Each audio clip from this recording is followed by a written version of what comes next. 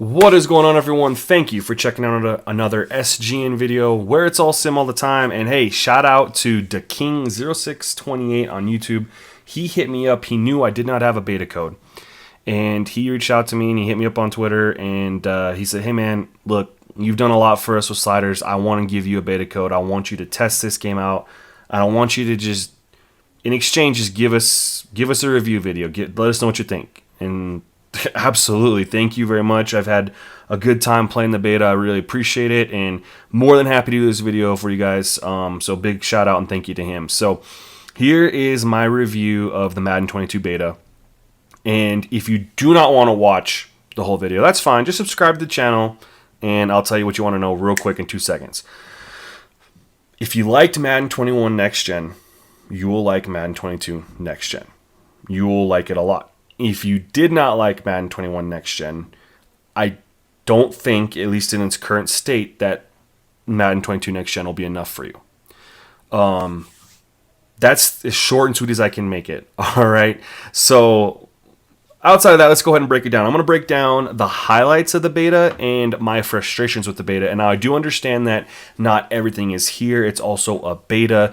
You know, this is typically 2 to 3 build cycles behind. So some of these things we got to take with a grain of salt, but they're either still very strong, like that I love, or I'm very frustrated with. So we're going to start with the positives first, which are the highlights. So graphics, they're on point. They definitely improved them from even next gen last year's next gen version. The colors pop, the textures look better. Just everything, the lighting is, you notice the lighting, it's just definitely a better looking game. And you can tell that they built this game for next gen. They even put in your settings an option to go performance mode or graphics mode. So you can even choose to have a higher frames per second and stuff. So they definitely built this around next gen more than they did last year. So graphically the game looks insane. Colors look great. Skin textures look great. Football looks great. Everything looks great. The replays, man, this is the best replay system that Madden has had that I can remember. In fact, this is the most I've enjoyed watching replays since NFL 2K, I guess 8, because 2K8 used the same types of replays as 2K5. But anyway, the replays you get in the game actually feel like NFL broadcast replays. Finally, after all these years of getting replays that just made no sense, you're like, I would never see a replay like that on TV. We actually get what, in my opinion, is realistic replays, which, again, it's small, but when you're playing the game and you want to have that immersion factor, it's a big deal. All right, so I'm a big fan of the replay system. And the cutscenes, man, we've had a couple years of just repetitive cutscenes, just over and over again. You're like, why is this even the cutscene? The cutscenes that I've experienced, and again, I've only played franchise mode, have been fantastic. I'm not seeing the same things over and over and over again. Just from different angles. I'm seeing things that make sense. I'm a huge fan of where the cutscenes are right now. It really actually feels like an NFL broadcast, and that kind of just alludes to the presentation. They did talk about the presentation is a lot better, and they definitely did a good job on that. That's a huge highlight. The game definitely feels more like an NFL broadcast. The pass rush. Guys, the pass rush feels like it did a couple years ago before everyone, excuse my language, bitched and moaned until they nerfed it into oblivion. That's how it feels right now. The pass rush is great for both sides. And I've played on default all-pro, and I've played with my pro sliders from Madden 21. And no matter which one, the pass rush is there. It feels great. And because the pass rush is so improved, you actually, not 100% of the time, but a lot of times you actually get a pocket that forms because the edge rushers will actually rush outside like they're supposed to. And you have the inside rushers inside, and you create that pocket that the quarterback needs to stay in, and they can step up in the pocket to avoid getting sacked from those edge rushers, or they can step up and then move outside the pocket and scramble. And so I've seen a lot of pockets form, way more than I've ever seen in any other Madden, that's for sure. It's not there every single time, but it is there a lot more than it used to be, that's for sure. On top of that, you have to make quick decisions to throw the football. You have about 3.5 seconds to throw the football. So you need to make your reads. You need to, You need to definitely read the defense, and you need to basically have you got your number one route that you're looking at, and if you don't know, if you need to know what your number two, number three is quickly too, just because if number one's not there, you pretty much have to just quickly scan over to number two, and if number two's not open, you might just press number three and hope for something good to happen, because if you don't get to there pretty quickly, you will get sacked or you will get hit on the throw. I love it. It's just like how it should be. So hopefully people don't complain about this too much, because there is a slider that if they don't like the pass rush, there's a slider for it. So let's leave pass rush where it's at. It's in a great spot. It makes things feel fantastic, and they improve the pass rushing abilities. Not the abilities, but the response. Now if you are rushing the passer on the defensive line, and you pick to say you want a club to get by, and the offensive lineman stonewalls it, well, you will still eventually get past that offensive lineman. It's not that you're there and you will never get past them anymore. You can still get pressure. It just won't be as fast, which I think is fantastic, and it's more realistic. So pass rush is fantastic right now, guys. I talked about this a little bit with the replays and the cutscenes and stuff, but the stadium environment is fantastic with the PA announcer, with the sounds, with the crowd, with just how everything feels in the stadium. The stadium environment is really, really solid. Props to them on that. You definitely feel like you're in an NFL stadium. Another highlight: game planning and how you control your practice, guys. This is a hit. Props CA for this. So basically, before each game, you get to go in and you get to choose. You have a recommended based on your staff. We have coordinators now, thank God. You have a recommended game plan. So offensively, if you want to attack them via a short pass, an intermediate pass, deep throws, if you want to hit them with a short run, outside run, inside run, whatever. Or if you want to do blitz counters, whatever you want. You get to pick your game plan, and inside your play call screen, you will have a game plan section that will give you plays based on your game plan. And you get to do this for offense and defense, and it's really cool because it'll pull plays specifically for your game plan.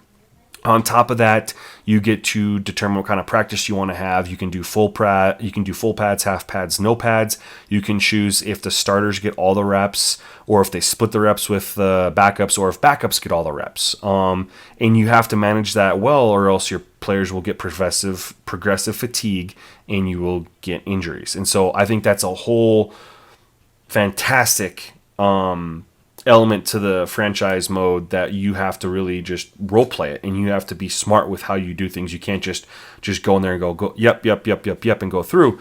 I like the fact that you can change your game plan at halftime. It lets you adjust. So if you picked that you wanted to attack them via short passes, quick hitters, because they have such a strong pass rush and it's not working, but something else might be working, you can adjust your game plan at halftime. It props up for you. I think that's a great feature.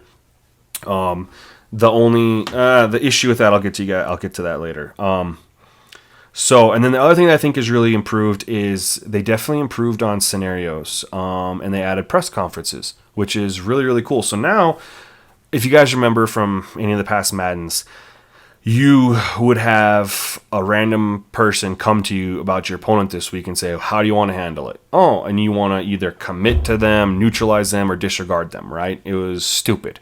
Now you actually have a press conference, and it actually shows you, the coach, up there at a table with microphones, and people are asking you questions. And based on how you answer those questions will be your scenario goal for the week. And the goals are much more realistic, which I think is fantastic. And so basically, one of the ways that I answered a question, my goal that week was to get 3 sacks. Perfect. That's realistic. Let's get to the quarterback. And you know what? And if it doesn't give you a realistic scenario, here's the really good part about it. Thank you, EA. You gave us the opportunity to go in there and pick a different goal for the week. And so you can go in there and pick realistic goals instead of some of these ones of throw for 500 yards. No, that's never a goal. Like, it's nice, but who the hell cares if you throw for 500 yards, if you throw for 200? The goal is to win. Just like the goal is never throw 5 touchdown passes versus running for 5 touchdown passes. Just let's get 5 touchdowns. You know what I mean? And so you can actually go ahead and change your goals if what is given to you feel like is not realistic. So a big improvement there. The press conferences is pretty cool. It's 2K-esque. And then on top of that, when you have players come and talk to you, it's a little cutscene of you talking to the player. Again, very similar to 2K in my GM mode. Super cool touch that they added. It's going to be awesome for us franchise guys who like to get really immersed, and if we create content for YouTube, just having that there, it's fantastic. So a big win there inside franchise mode. So those are the highlights, guys. Again, I know this is a beta. Here are my current frustrations, is what I'm going to call them with the beta. The biggest one for me is the CPU quarterback play. They still do not take off and scramble at a rate that I feel like they should. And not just scramble, but take off outside the pocket and throw on the run. They move very well inside the pocket, but a lot of quarterbacks do not actually leave the tackle box, whether it's to throw on the run or scramble, especially when they have an opportunity to. I've only had 2 quarterbacks in all the games I've played do it. Carson Wentz and Mitch Trubisky, and I can't really figure out, I've looked at traits, I can't really figure out what's the difference between them and Big Ben and Dwayne Haskins and Jimmy Garoppolo and things like that. And so I don't know if there's a science to it or not, but they have opportunities and they won't do it. It's very frustrating. Now, I did put out a survey on Twitter and people responded. 50% of the people that answered my question said they haven't seen the quarterback scrambled either. 30% said they have, 20% said yes, but not nearly enough. So either way, we can conclude that quarterback movement and scrambling needs to be jacked up a little bit. Even if they're not your prototypical scrambler like Lamar Jackson and Kyler Murray, you still see guys that'll take off and run for a couple yards here and there, or even throw on the run, especially versus just kind of move around until you take a sack. So quarterback play. And outside of that too, man, they walk up to the line of scrimmage and they snap the ball instantly. Like, it's so frustrating for me. I'm a diehard NFL fan, man, and quarterback is the most important position in football. And you watch any NFL game, they walk up to the line of scrimmage most of the time. Sometimes they'll do a quick snap if they have a favorable matchup, but most of the time they walk up there, they scan the defense, they'll ID the mic, which we do, but we don't see the CPU quarterback do it. They might make some line adjustments. They might do a quick hot route to their wide receiver. You'll see them turn and talk or something like that. And then they'll snap the ball. Or they'll try to draw the defense off sides. But we don't get that. We don't get the CPU trying to draw the defense off sides. We don't get them IDing the mic. We don't get them hot routing. We don't get them making line adjustments. We don't get them doing anything. They walk up there and they snap the football. Sometimes they'll walk up there and they'll do a full audible, but that's it. They don't try to run the clock down at all to control the clock. It's just nothing. You just feel like you're playing a robot. I get you are, but come on. They could do better. We should be able to have quarterbacks that can walk up and ID the mic and act like NFL quarterbacks. So that's a very frustrating thing for me as well. Number 2 is play call suggestions. So this kind of goes in with the game planning feature. We have 500 plays. Up to 500 plays in an offensive playbook, and it still seems that the CPU will only recommend to you via coach's suggestions about the same 35, 40 plays over and over and over again. And this is very apparent if you go in and you limit yourself to how many times you can call a play in the same game. Basically what I'll do is I'll say you can't run a play more than 3 times, and you have to wait 10 plays in between each time, right? So if your goal is 60 plays, 65 plays a game, that means at most you can run that play 3 times. It doesn't take you very long to start seeing plays get grayed out on the play call suggestions screen because you can't run them. But it's like, why do you keep suggesting these same plays? You got 500 freaking plays in a playbook. And even if it's not, there's 300 plays.